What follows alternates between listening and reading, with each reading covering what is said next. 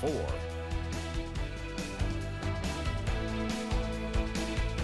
Good afternoon, I'm Steve Hensley. First at 4, election season is in full swing, and today is the last day you could register to vote in the primary, which is now less than 1 month away. WYMT's Dakota Makris has more. County officials are gearing up their voting machines for what one county clerk tells me is the biggest local election he can remember.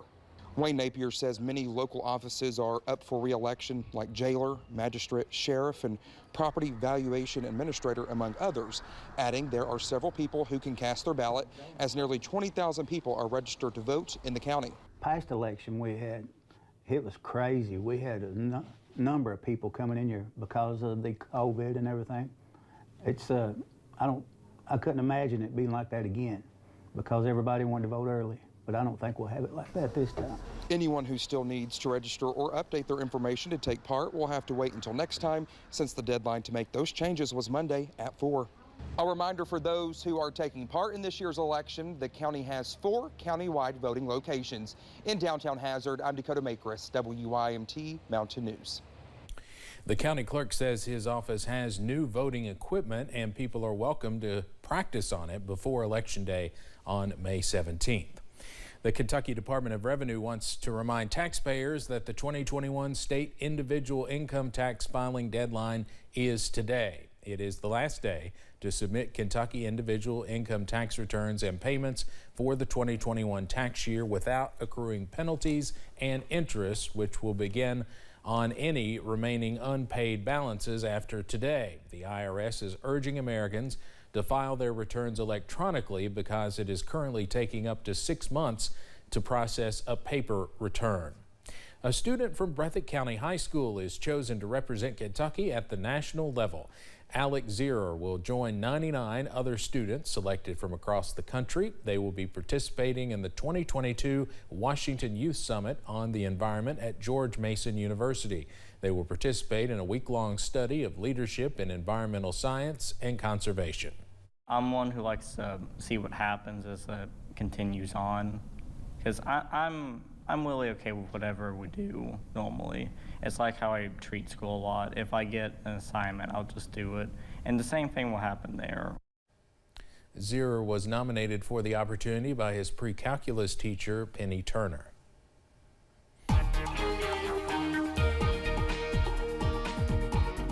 Continuing to watch shower chances slowly work out of the region this evening. However, those clouds will be staying with us for much of the evening and overnight. You see right now, I-75 at Mount Vernon, it is very overcast right now. Even some of the darker clouds beginning to work in up towards I-64 at Moorhead. Same thing. We've still got those low clouds hanging over us this afternoon. That's really kept us cool. We are near 30 degrees below normal. We should be around 70 this time of year, and we're struggling to make it into the upper 40s in some spots. And many of us just barely getting to 40 this afternoon. Looking at you, Pine Mountain, sitting right at 40 degrees. The good news, our showers are working out of the region. Still a few sprinkles into parts of Pike County. Luckily, some of that also flying under the radar beam there as well because of how shallow they are in the atmosphere. The heaviest showers right now working across portions of Dickinson and Buchanan counties in southwest Virginia. Those will be scooting off to the east and out of our hair as we head through the evening hours. The clearing line, well, it's not that far away. It's at least in the Commonwealth, and we'll continue to see that trend later tonight and into tomorrow as well. So keep that WYMT weather app handy because better weather is on the way. It will be chilly tonight, though, with temperatures dropping in some spots to near freezing as we head into tonight. Now, I'll have the very latest on when we could see a major warm-up coming up in just a few minutes. Steve? Evan, thank you. Janssen Pharmaceuticals reaches a $99 million settlement for the company's alleged role in West Virginia's opioid crisis. West Virginia Attorney General Patrick Morrisey claims the pharmaceutical giant and its parent company Johnson & Johnson persuaded many doctors to prescribe opioids more frequently. Attorneys say this helped spike opioid use for chronic pain issues, eventually leading to a rise in fatal overdoses. This settlement is subject to approval from the state's political subdivisions. It's a lot easier these days to get at-home COVID-19 tests, but many of those test results are not being reported. leading to a drastic undercount of cases. The Institute for Health Metrics and Evaluation estimates only 7% of positive COVID-19 cases in the U.S. are now being detected. That would mean case rates are actually more than 14 times higher than officially reported. This is one reason the CDC is now emphasizing hospitalization rates over case counts. Today, the President and First Lady welcomed military families and many others to the first White House Easter egg roll in 2 years. It comes as COVID cases are on an upward path, driven by the new but milder BA2 subvariant.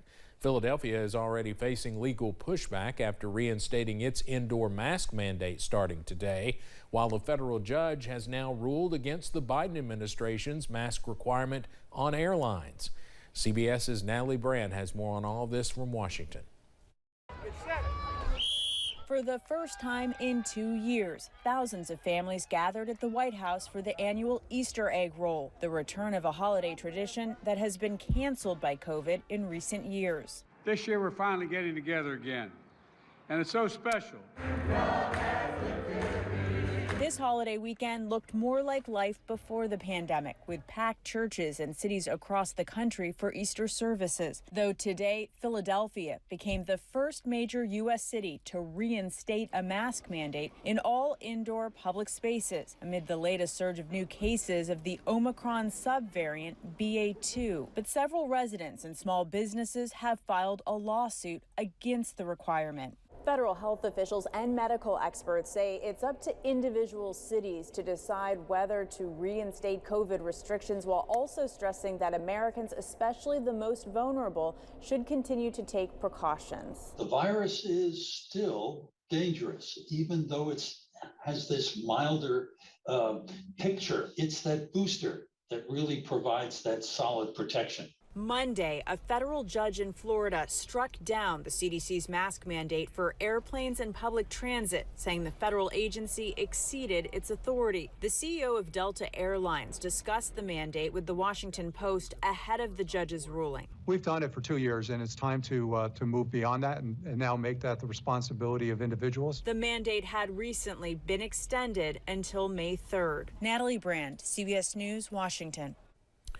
New numbers from the FAA show incidents of people hitting airplanes with laser pointers is sharply increasing, putting pilots and passengers at risk. The number of reported strikes jumped by 41% last year to more than 9,700, which is more than one per hour. Officials are pleading with people to stop, saying it can temporarily blind and disorient pilots, often as they are preparing to land. It's almost like a disco ball. Once the laser itself hits the cockpit, it bounces everywhere and it's very blinding. We absolutely have to be able to see to land the aircraft. While the number of incidents continues to climb, arrests are rare. A video game console briefly disrupted Easter travel at Boston's Logan International Airport. TSA agents screened a checked bag with what they saw as a potentially suspicious item inside yesterday. As a precaution, some passengers were evacuated from the terminal. However, after the Massachusetts State Police bomb squad took a closer look, they realized it was a PlayStation video game console that looked a little battered with age.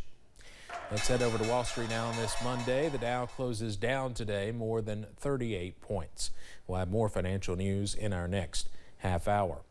Some Detroit pastors spent the holiest weekend on the Christian calendar, easing their congregation's pain at the pump. The religious and community leaders were filling gas tanks instead of Easter baskets. In service to their community, they provided $6,000 worth of gas in 10-gallon increments to dozens of drivers. Pastors also filled their drivers' spirits, offering prayers for safe travel. Still to come on First at 4, visiting an art museum usually means taking in the masterpiece with your eyes. But one new exhibit is asking people to follow their nose instead. And a nice spring feeler's on the way as we head through this work week. I'll have the details on the way next.